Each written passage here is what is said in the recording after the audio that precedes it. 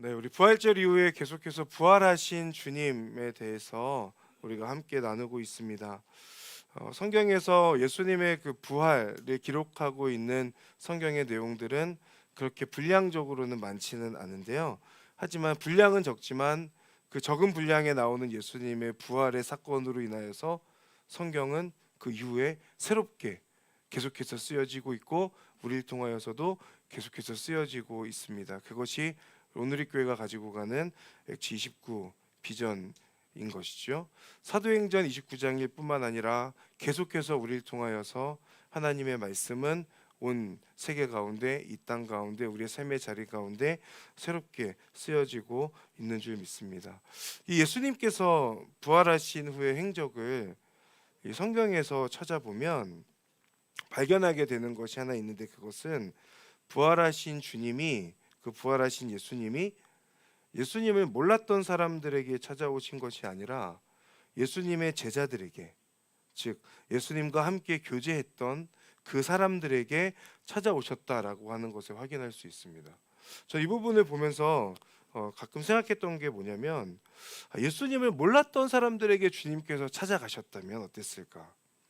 혹은 예수님을 못 박았던 그 사람들에게 찾아가시고 대제사장들에게 혹은 서기관들에게 찾아가셔서 내가 이렇게 부활했다라는 것을 예수님께서 알리셨다면 어떠셨을까라는 생각을 해봤던 적이 있습니다. 그런데 성경을 읽어보면 그런 장면이 나오지 않죠. 부활하신 예수님께서 찾아가셨던 곳은 대제사장들이라던가 서기관들이라던가 예수님을 못 박았던 혹은 못 박으라고 외쳤던 그 군중들에게 찾아가셨던 것이 아니라 예수님과 함께 교제했던 그 사람들에게 예수님께서 찾아가셨다라는 것을 확인할 수 있습니다. 그 예수님의 제자들이 아니라 예수님을 못 박았던 사람들에게 주님께서 찾아가셨다면 아마도 주님의 그 부활의 소식은 훨씬 더 확실하게, 훨씬 더 빠르게 그 지역 가운데 전해지지 않았을까라는 생각을 해본 적이 있는데 주님께서는 그렇게 하지 않으셨다는 것을 성경 가운데서 성경을 읽어보면 확인할 수 있습니다. 왜 그러셨을까를 생각해 봤는데요. 제가 3월 달에 2월에서 3월로 넘어가는 그쯤에 튀르키예 지진 현장에 다녀오지 않았습니까? 그 튀르키예 지진 현장으로 간다고 제가 SNS에 이렇게 남겼을 때 많은 분들이 걱정해 주시고 기도해 주셨었거든요. 그리고 그곳에서 이제 물론 우리가 화상으로 이렇게 보기는 했지만 기도해 오셨던 분들은 그때 제가 튀르키예에서 사역을 마치고 무사히 한국으로 돌아오게 되었을 때 제가 공항에 딱 도착하자마자 가장 먼저 제 소식을 전했던 사람이 누구였을까요? 네, 아내였고 제 부모님이었고 그랬거든요. 그 지진 현장에서 많이 저를 위해서 걱정하고 기도하셨던 분들 많은 분들이 계셨지만 제가 가장 그 소식을 돌아와서 가장 먼저 소식을 전했던 분은 우리 가족들 그리고 제 아내였다는 것. 마찬가지로 예수님께서 부활하셨을 때에 그 부활하신 그 예수님께서 딱 나타나셨을 때 예수님께서 가장 먼저 소식을 전하고 싶으셨던 사람은 아마도 예수님을 몰랐던 사람들이라기보다는 예수님과 깊이 교제하며 지냈던 그 제자들이 아닐까라는 생각을 하게 됐습니다. 여러분들도 그렇지 않습니까? 우리가 뭐 어떤 위험 가운데 있다가 걱정에 끼쳤던 일이 있었다면 다시 이렇게 잘 안전하게 되었을 때 그 소식을 누구에게 가장 먼저 전하겠는가? 혹은 크게 아팠다가 혹은 병원에 입원했다가 혹은 이렇게 퇴원하는 그 소식을 누구에게 가장 빨리 전할까? 우리들도 마찬가지로 우리 가족들 혹은 내가 친하게 생각하는 그 사람들에게 먼저 그 소식을 전하지 않았을까라는 생각을 해보게 됐습니다. 그러면서 부활하신 주님이 왜 제자들에게 가장 먼저 나타나시고 그 소식을 전하셨을까라는 생각에 대해서 어느 정도 개인적인 힌트, 답을 얻는 그런 시간들도 있었는데요. 이처럼 예수님께서는 예수님의 그 부활하신 소식을 많은 사람들에게 알리실 생각은 없으셨던 것 같다는 생각을 성경을 보면서 하게 됐습니다. 예수님께서는 지금까지 말씀드렸던 것처럼 예수님의 제자들에게 나타나심으로 예수님의 그 부활의 소식을 알리십니다. 이유는 분명하죠. 예수님이 다시 살아나시는 것을 알리심으로 인해서 예수님을 떠났던 사람들 혹은 실망했던 그 사람들, 특별히 그 제자들이 다시 예수님께로 돌아오기를 바라시는 그것 아니었을까 싶습니다. 예수님께서 고난받고 십자가에 달리실 때에 주님을 부인하면서 스스로 자책하고 있었던 그 사람들, 제자들이었죠. 그 사람들이 그 상태로 머물러 있지 않고 속히 회복되기를 바라시는 마음으로 주님께서는 제자들에게 찾아가셔서 주님의 부활의 소식을 친히 알려주신 것 아닐까라는 생각을 해봅니다. 그래서 예수님은 부활하신 이후에 예수님의 제자들을 찾아오시죠. 우리가 지난주에 봤던 것처럼 소망 없이 엠마오라고 하는 그 지역으로 걸어가고 있던 그 두 명의 제자, 그 제자들을 찾아오셔서 주님께서는 엠마오까지 함께 가시고 그 엠마오의 그 자리에서 함께 식사하시고 교제하시는 장면이 나오죠. 그리고 나중에 그들이 깨닫게 되는데 주님께서 말씀을 풀어주실 때에 우리의 마음이 뜨겁지 아니하더냐라고 하는 그 말씀을 통해서 그들의 마음을 뜨겁게 해주시고 회복시켜 주시고 엠마오로 와 있던 그 제자들이 다시금 예루살렘으로 왔던 길을 가게 되었던 그런 모습들, 가서 부활의 소식을 전하게 되었던 그런 모습들을 우리가 확인할 수 있습니다. 또 성경에서 찾아보면 제자들이 모여있던 그 다락방으로 주님께서 찾아오시죠. 그리고 이제 다락방에서 어떻게 살아야 될까 고민하고 있었던 그 제자들에게 찾아오셔서 이제는 너희들이 어떻게 살아야 될지를 내가 알려주겠다라고 하는 그런 주님의 메시지를 전해주시는 것처럼 그들의 고민, 다락방에 머물러 있던 그들의 고민을 해결하여 주시는 그런 모습들도 볼 수 있습니다. 못자국을 확인하기 전까지는 나는 예수님께서 다시 살아나셨다는 것을 절대 믿지 않겠다라고 말하였던 그 도마에게도 주님께서는 찾아오셔서 순수 확인시켜 주시죠. 그리고 의심하고 흔들리던 도마의 그 믿음을 붙들어 주시는 그런 모습을 우리는 부활하신 예수님의 모습 속에서 확인할 수 있습니다. 주님께서는 주님의 그 죽음 앞에서 믿음이 흔들리고 있던 그 제자들을 찾아오셨고 찾아오신 주님을 만난 제자들은 더 이상 믿음이 흔들리거나 의심하는 자들이 아니라 이제는 주님을 위해서 헌신하고 복음을 위해서 자신의 삶을 내던지는 그런 사람들로 변하게 되죠. 부활하신 주님을 만난 제자들이 겪는 변화입니다. 오늘 우리가 읽은 요한복음 21장의 말씀, 저와 여러분 모두 너무나도 잘 알고 있는 말씀입니다. 그동안에 우리가 신앙생활하면서 이 가운데 진짜 초신자 별로 없기 때문에 우리가 신앙생활하면서 여러 번 들었던 베드로와 예수님의 그 대화의 장면이라는 것 우리 잘 알고 있죠. 예수님과 제자들 사이에 새벽부터 캠프파이어의 현장이 오늘 본문에서 일어나고 있죠. 제자들 대부분은 예수님과 함께 지내기 전까지 무슨 직업을 가지고 있었죠?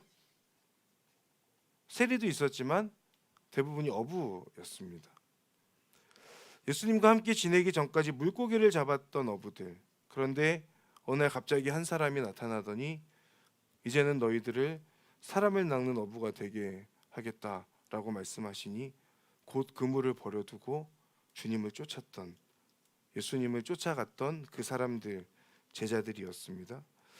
그렇게 주님을 따랐던 그 제자들은 예수님과 함께하면서 물고기를 낚는 어부의 삶이 아니라 사람을 낚는 어부의 삶을 살았다는 것을 우리 잘 알고 있죠. 예수님과 함께했던 3년의 시간 동안에 죽어가는 사람들이 살아나는 것을 확인했죠.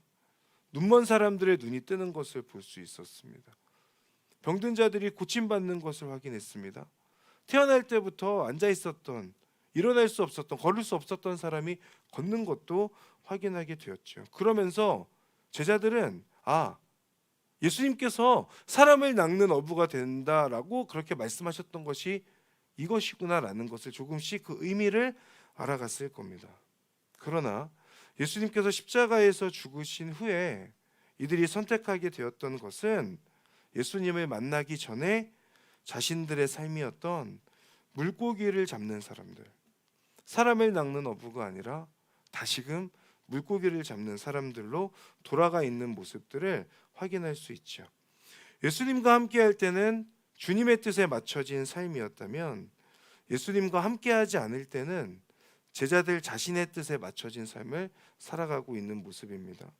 우리도 마찬가지입니다. 주님을 사랑하고 주님의 뜻에 순종하며 주님과 동행하는 삶을 살고자 합니다.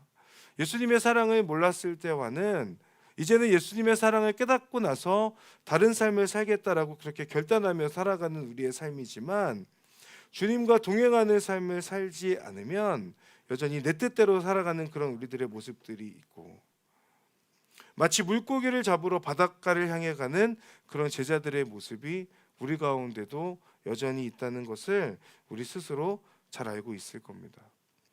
오늘 우리가 읽었던 요한복음 21장, 우린 15절부터 읽었지만 그 15절 앞쪽에 1절부터의 내용들을 보면 제자들은 오랜만에 그물을 다시 잡습니다.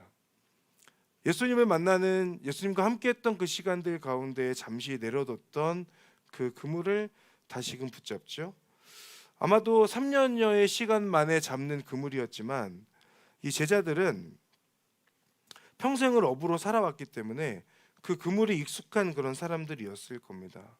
그렇기 때문에 물고기를 잡을 때에 어디쯤에 이 그물을 던지고 그물을 내리면 물고기가 많이 잡히는지, 어디에 물고기가 많이 모여 있는지 그 포인트 정도는 알지 않았을까라는 생각을 해봅니다. 그런데 요한복음 21장에 나오는 그날 밤에 제자들은 그물을 잡고 물고기를 잡으러 갔던 그때에 물고기를 한 마리도 잡지 못하는 기이한 일이 벌어지죠. 그 누구보다도 전문가들이었던 물고기 잡는 사람들이었는데 그 전문가들이 지금 허탕치는 그런 모습을 확인할 수 있습니다. 이쯤이면 물고기가 많이 잡혀야 되는데 제자들 어땠을까? 여기다 그물을 내리면 물고기가 많이 잡혀야 되는데 안 잡히잖아요. 여기도 내려보고 저기도 내려보는데 물고기가 잡히지 않으니까 아마 당황하지 않았을까? 근데 그런 제자들을 향하여서 우리는 예수님이란 걸 알지만 어느 한 사람이 찾아오죠. 그리고 그 해변가에서 크게 외칩니다. 배의 오른편에 그물을 던져봐라. 그렇게 이야기하죠.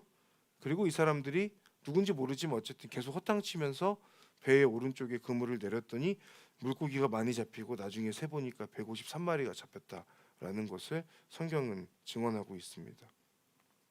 이 장면에서 우리가 봤으면 하는 것, 중요하게 생각했으면 하는 것은 예수님의 말씀에 의지하였더니, 말씀에 순종하였더니 물고기가 많이 잡혔다는 것 맞죠?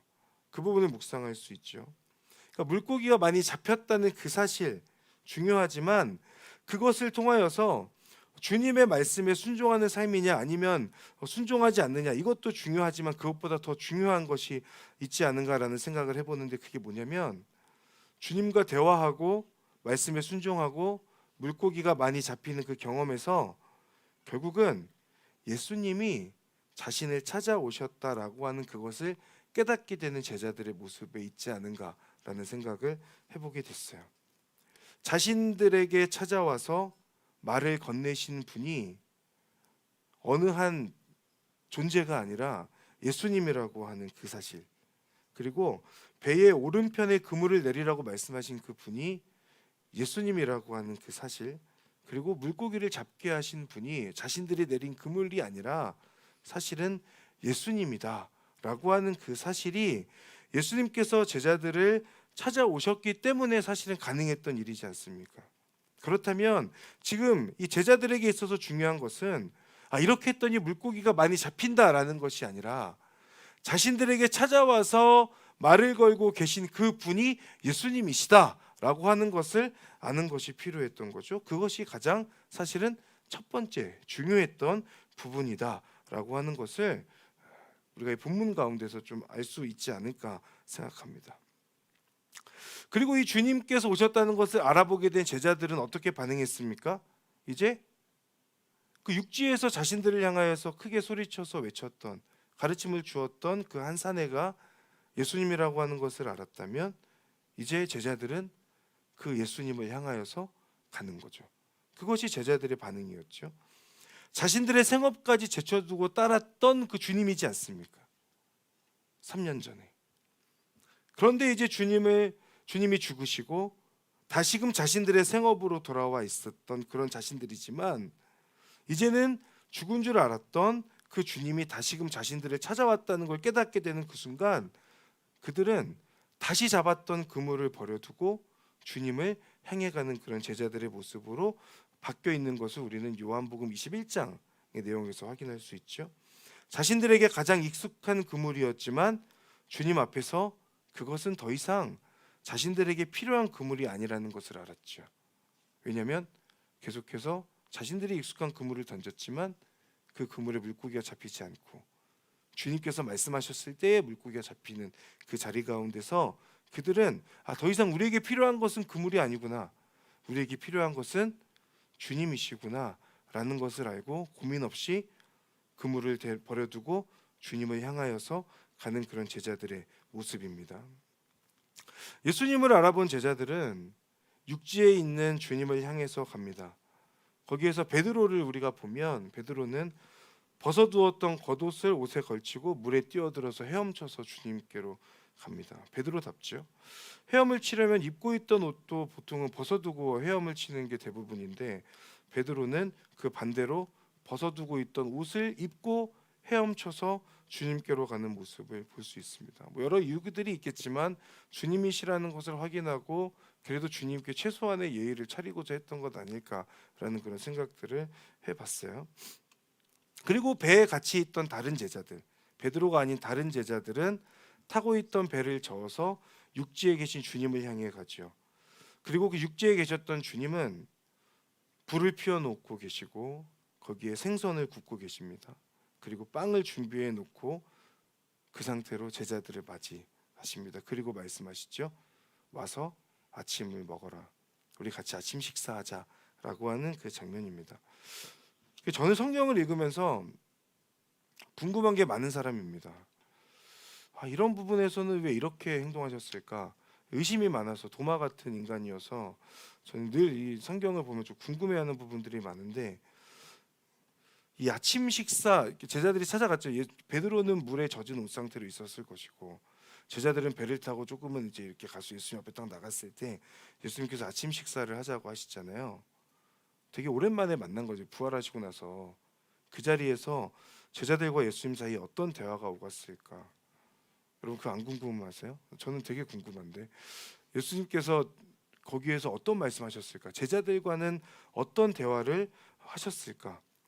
나도 저 현장에 있었으면 좋았겠다. 저 현장에서 나는 그러면 숯불을 피워 놓으시고 제자들을 맞이하시는 그 뭔가 성경에서 엄청 따뜻한 그 장면에서 제자들과 예수님 사이에 어떤 대화들이 오갔을까?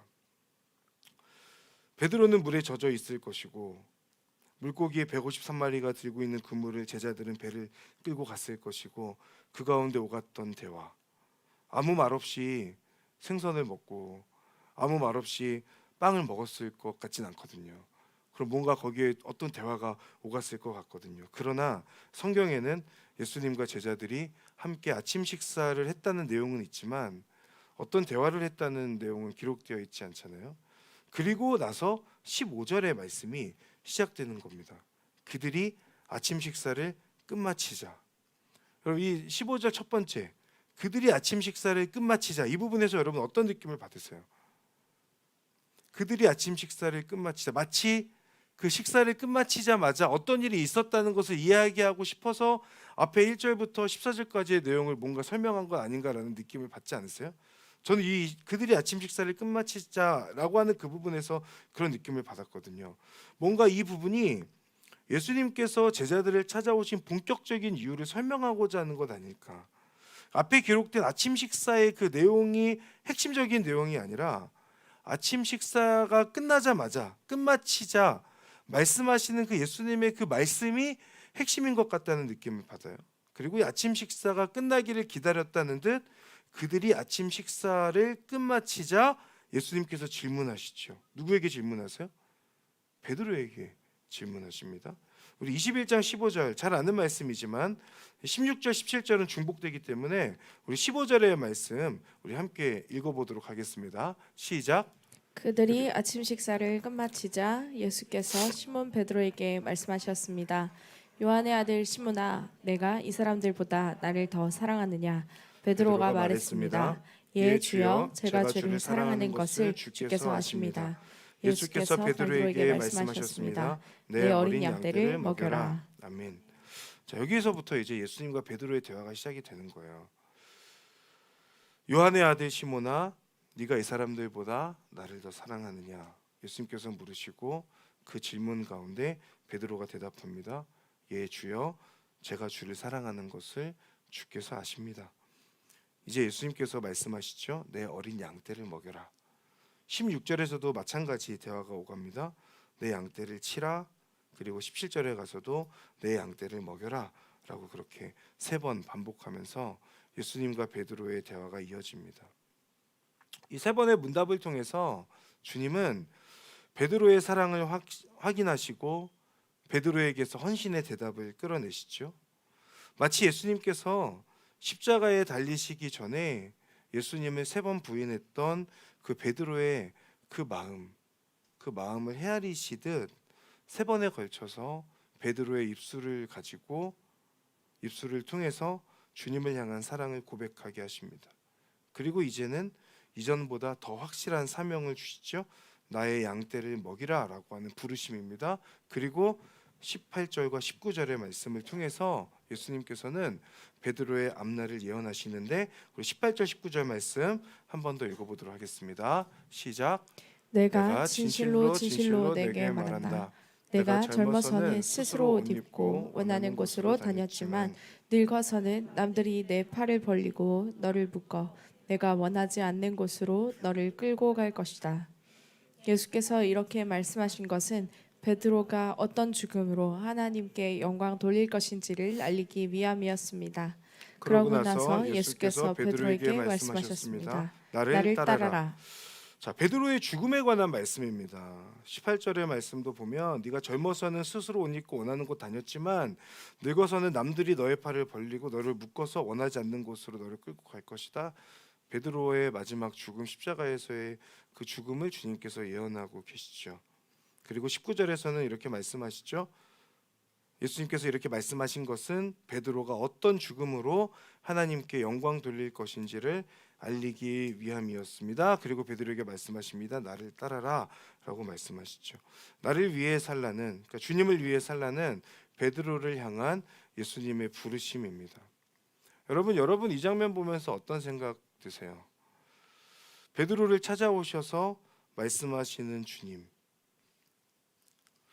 베드로가 예수님을 3번 부인했는데 그 3번 부인했던 그 베드로를 찾아오셔서 예수님께서 말씀하여 주시는, 베드로가 너무 부럽다는 생각 하시지 않습니까? 저는 엄청 부러운데, 내가 예수님을 여러 번 부인하는 그런 삶의 모습 가운데 있는데 주님께서 나에게 찾아오셔서 나에게도 그렇게 베드로에게 물어보셨던 것처럼 나에게도 말씀해 주시면 좋겠다. 혹은 저렇게 순교할 것을 말씀하시는 거라면 혹여나 이 자리 가운데 있는 분들 중에 누군가는 차라리 찾아오시지 않는 것이 낫나라는 생각을 할 수도 있겠다는 생각, 그런 생각 하시는 분은 없으실 거라고 생각합니다. 근데 저는 이 부분을 보면서 한 가지 질문이 생겼습니다. 뭐냐면 저 장면에서 왜 베드로에게만 질문하실까입니다. 그 생각 안 해보셨습니까? 베드로가 조금 더 적극적으로 주님을 부인했던 거 맞죠? 성경에 기록돼 있잖아요, 그렇죠? 닭이 울기 전에 3번 분명하게 부인하죠.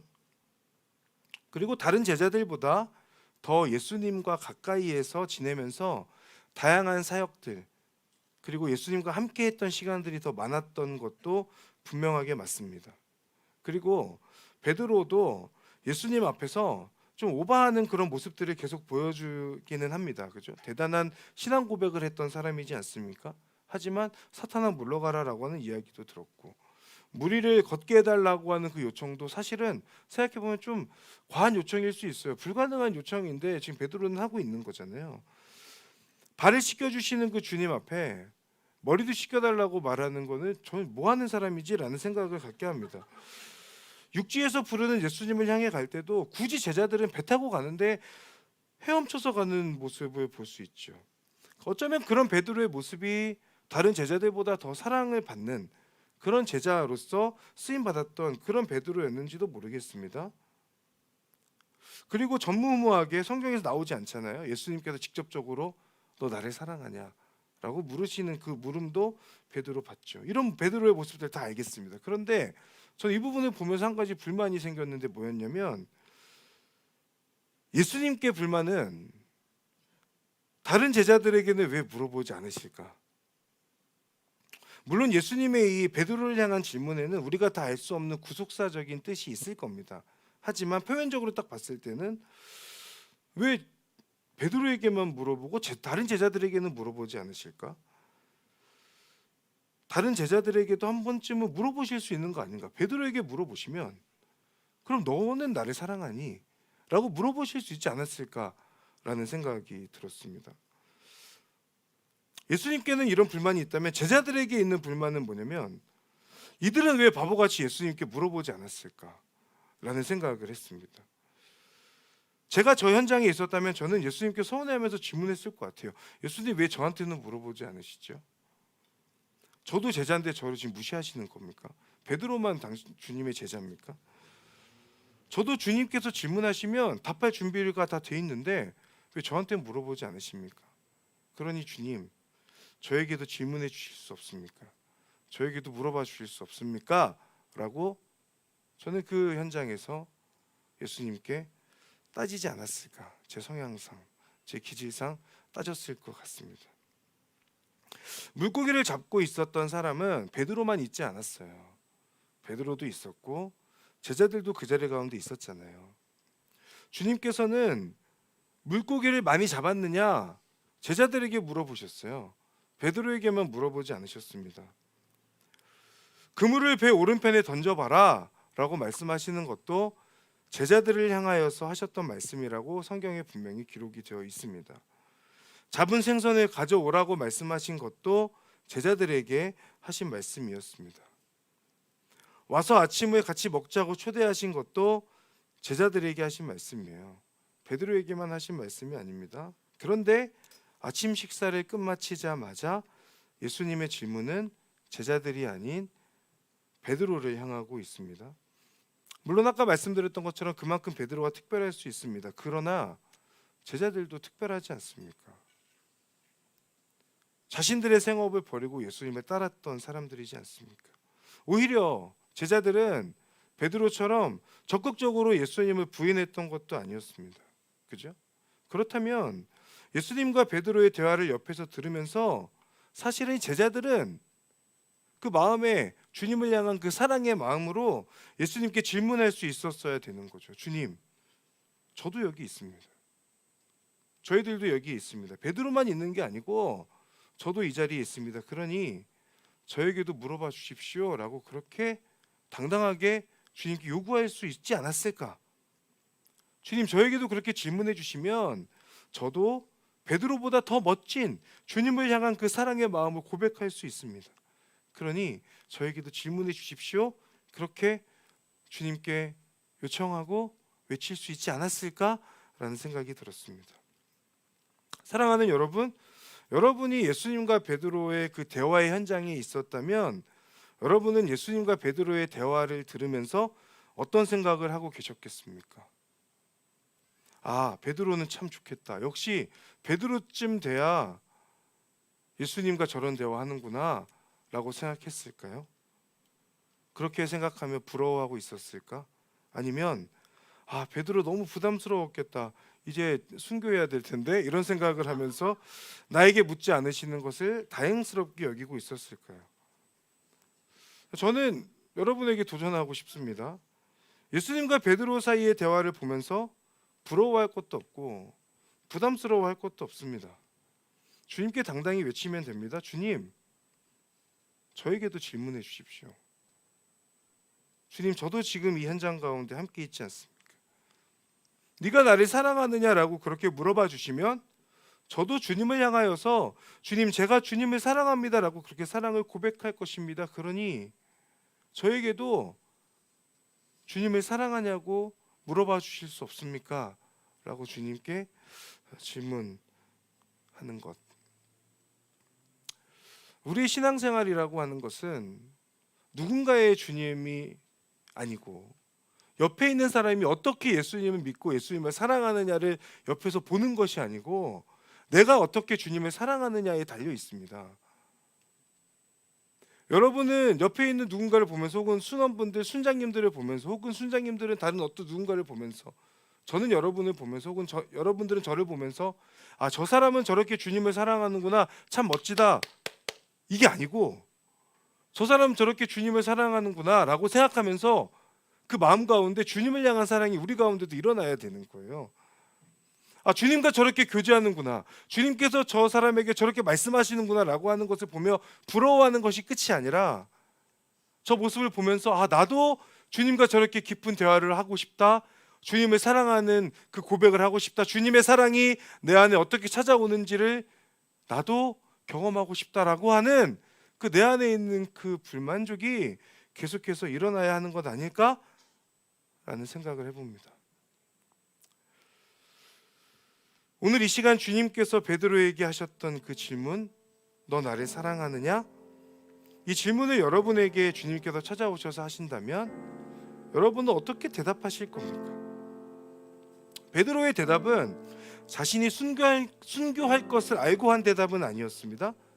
계산하지 않고 그저 베드로의 마음에 있었던 그 순수한 마음을 가지고 하나님, 주님의 그 질문 앞에 대답했던 것이죠. 그러면 주님께서 질문하실 때 주님, 제가 주님을 사랑합니다 라고 그렇게 고백하면 그 고백 앞에 주님께서 너는 이제 나를 위해 죽을 거야 라고 그렇게 말씀하셨을 때 베드로가 후회했을까요? 당연히 후회하지 않았겠죠. 왜냐하면 베드로의 그 말에는 주님을 향한 어떤 계산되지 않는 순수한 사랑의 마음이 있었기 때문이죠. 아, 내가 괜히 주님 사랑한다고 얘기했다, 그렇게 하지 않았을 거예요. 왜냐하면 베드로에게 예수님의 그 질문은 과거 자신의 그 주님을 부인했던 그 부인함을 회복할 수 있는 기회가 됐기 때문이고, 계산할 수 없는 그 마음에서 나오는 주님을 향한 고백이었기 때문입니다. 주님께서 여러분에게 주님을 향한 그 사랑에 관하여서 질문해 주실 수 있기를 저는 진심으로 바랍니다. 주님께서 여러분에게 찾아오셔서 그 누군가에게 질문하는 것이 아니라, 베드로에게 질문하는 것이 아니라, 혹은 목사인 저에게 어떤 감투를 쓰고 있는 어떤 우리 리더십들에게 질문하는 것이 아니라 다 상관없이 여러분 한 사람 한 사람에게 찾아오셔서 주님께서 여러분의 마음 가운데 질문해 주시기를 바랍니다. 네가 나를 사랑하느냐? 라고 하는 그 질문이죠. 그러면 우리는 고백할 수 있길 바랍니다. 주님, 제가 주님을 사랑합니다. 매일매일 주어진 삶의 자리 가운데에서 흔들리기도 하고 갈등하기도 하고 때로는 실패하기도 하지만, 그러나 주님, 제가 주님을 사랑합니다. 그러니 주님, 매일매일 저에게 찾아오셔서 너 나를 사랑하니? 라고 그렇게 질문해 주실 수 없습니까? 누군가에게 질문하시는 것이 아니라 주님, 저에게 그 질문을 해주실 수는 없습니까? 그러면 주님, 제가 비록 무너지지만 매일매일 주님께 주님, 제가 주님을 사랑합니다라고 그렇게 고백하겠습니다. 그런 믿음의 고백이 우리 모든 갈렙 지체들 가운데 있기를 바랍니다. 여러분, 신앙생활 하시면서 우리가 믿음 생활하고 이렇게 살아가면서 특히 공동체에도 있으면서 누군가가 주님에 대해서 깊이 알아가게 되고 말씀 가운데 어떤 은혜를 경험했다는 걸 순모임에서 나눌 때 그것을 그냥 부러워하거나 그것에 그냥 만족하거나 박수치는 걸로 끝나지 않으셨으면 좋겠습니다. 나도 주님을 만나고 싶고, 나도 그 예수님께서 말씀하시는 그 질문을 듣고 싶고, 말씀 가운데서 주시는 그 은혜를 나도 경험하고 싶고, 주님의 사랑을 나도 깊이 체험하고 싶다라고 하는 그 열망이 여러분들 가운데 있기를 바랍니다. 그 열망 없이 신앙생활 한다면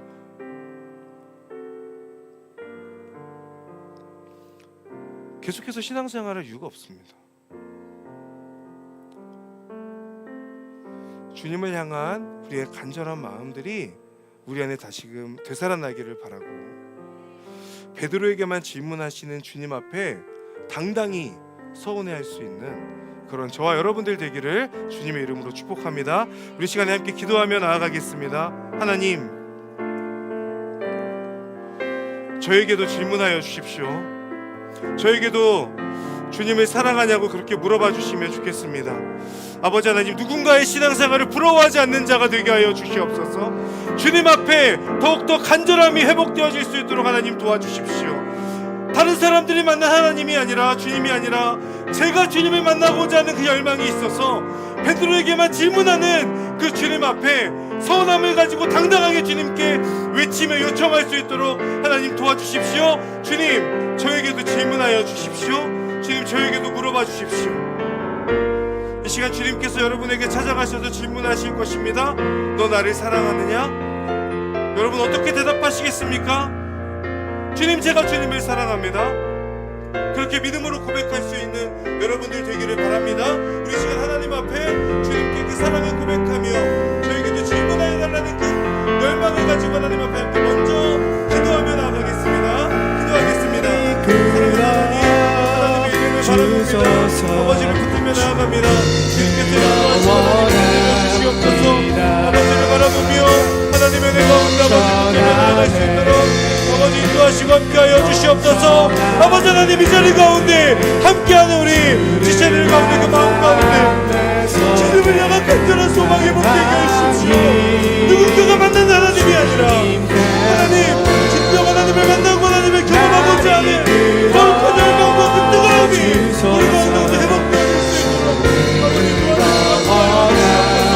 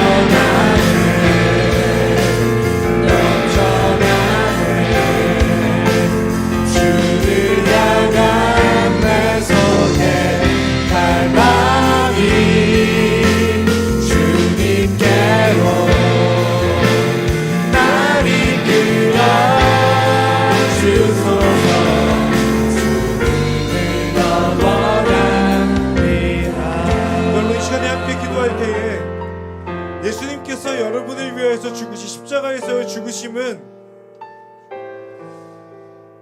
내가 이렇게 죽으면 얘네들이 나를 사랑하겠지라고 하는 어떤 계산적인 행동이 아닙니다.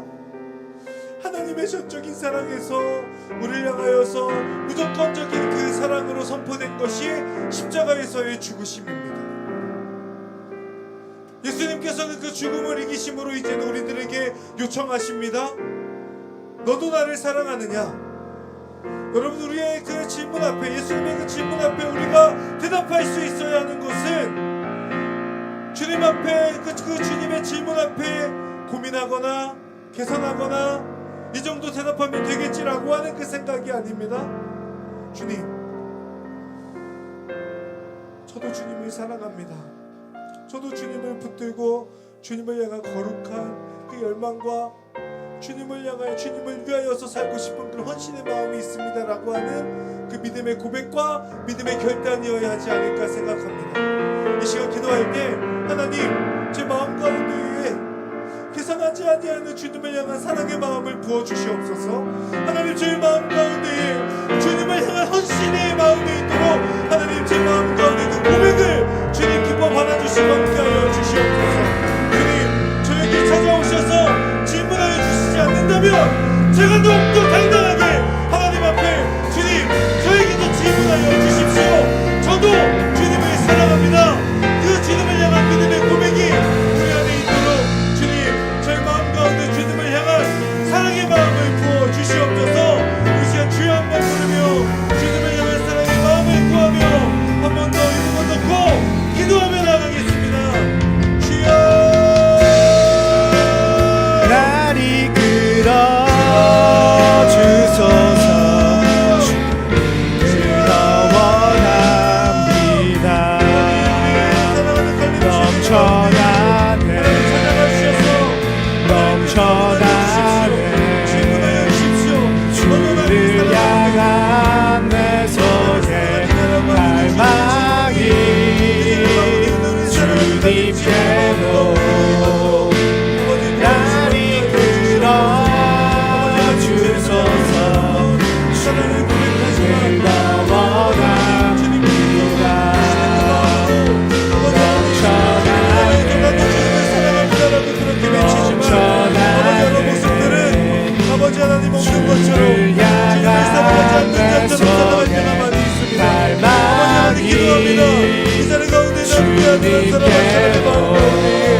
사랑의 마음을 부어주시옵소서. 계산하지 않는 사랑을 부어주시옵소서. 주님께서 주시는 그 사랑의 마음, 사랑의 질문 앞에 우리들과 하나님 앞에 질문할 수, 주님 그 사랑을 고백할 수 있는 하나님의 사람들이 되게 하여 주시옵소서. 하나님, 우리 안에 사랑이 넘쳐나게 하여 주십시오. 주님을 향한 그 사랑이 고백되어지게 하여 주십시오. 어떤 상황 가운데서도 날 이끌어 주소서. 성령으로 충만케 하여 주십시오. 아버지 하나님을 하여 주십시오. 아버지 하나님의 인도하심을 따라가게 하여 주십시오.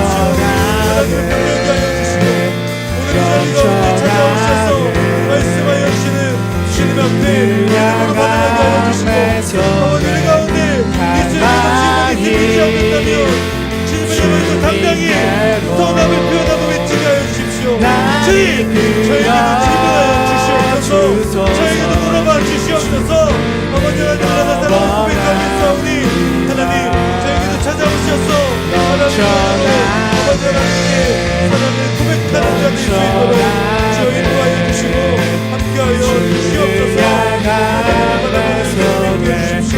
하나님 이 자리에 함께하는 갈렙의 보내시는 마음 가운데 하나님께로 함께하시고 날 이끌어 주소서. 하나님의 이름을 찬양합니다. 우리 마지막으로 함께 기도할 때 우리 갈렙 공동체 위해서 함께 기도합니다. 하나님, 우리 갈렙 공동체가 주님을 향하여서 사랑을 고백하는 공동체 되게 하여 주시옵소서. 그리고 주님을 사랑하는 공동체가 되어서 예수님을 위하여서 즐거이 헌신할 수 있는 공동체 되게 하여 주시옵소서. 주님, 우리 공동체 가운데 주님 이 자리 가운데 찾아오셔서 질문하여 주십시오. 너희들이 나를 사랑하고 나를 위하여서 헌신할 준비가 되어 있냐는 그 질문이 우리 공동체 가운데 임하고, 그 가운데 저희들이 예배함으로, 기도함으로, 찬양함으로, 주님의 나라를 위하여서 헌신함으로 하나님 온전히 그 대답을 올려드릴 수 있는 그러한 갈렙 공동체 될 수 있도록 주님 역사하시고 함께하여 주시옵소서. 우리 시간 주여 한번 부르며 마지막으로 갈렙 공동체 위하여서 함께 축복합니다. 주여! 하나님 아버지, 문이 열리고 은혜의 비추니 이 땅 아버지를 가득